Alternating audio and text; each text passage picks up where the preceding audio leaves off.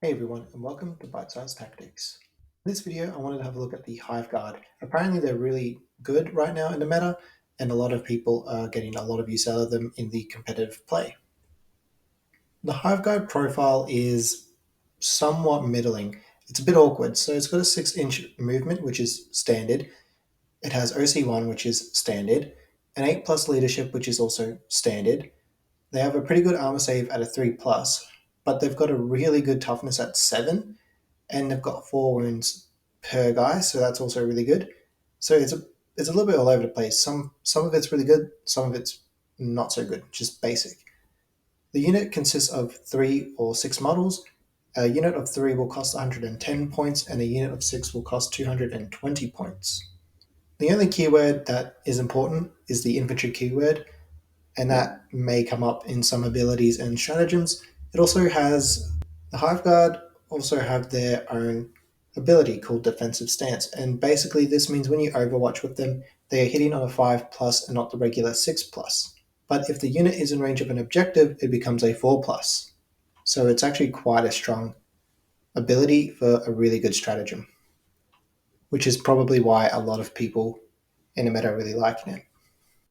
Hive Guard come equipped with the Shock Cannon. This has anti-vehicle 2 plus, a strength of 7, which is pretty good for everything else, and it has -1 AP, which isn't great for vehicles because most of them have a 2 plus save, but it does have a damage 3, and that is pretty good.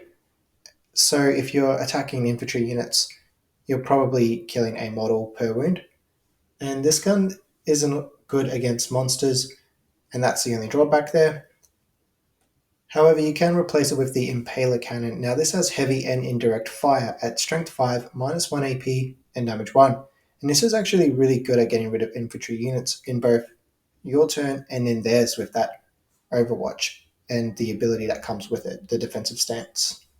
For melee weapons, they just have like Chitinous Claws and Teeth or Xenos Claws and Teeth, and really it's not much to talk about. It's at strength 5, which is pretty nice, but no AP, does 1 damage. You might kill a couple of models in a light infantry unit, but that's about it. So looking at its weaknesses, obviously monsters are what it will struggle against, or any vehicles with, again, that 2 plus arm save, because you might be winning on 2s, but the AP might not be there for it. And if they have, it's just not very standout. It can also be quite a static unit, and that means it might not be around the board much, possibly scoring you some victory points here and there from secondaries. And because it is going to be quite static, especially if you choose the Impaler Cannon with the heavy and indirect fire, you probably miss out on a bit on the board.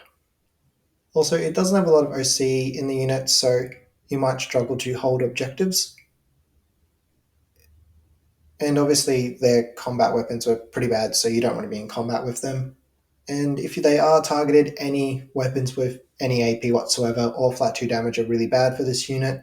So, yeah, you just got to be careful of leaving them out in the open.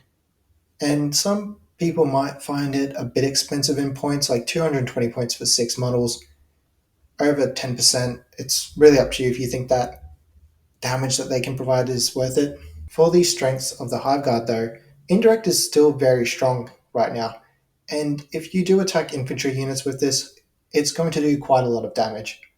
So there are some upsides there. It also has anti-vehicle, and not many units, if any other unit that I can think of right now, has that.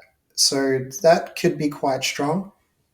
And it could just plink a couple of wounds off here and there, but that might be all you need to help you get to bring it down. Also, if you do have the Impaler Cannon, you can hold your backfield and then harass your opponent, and again be a deep strike screen.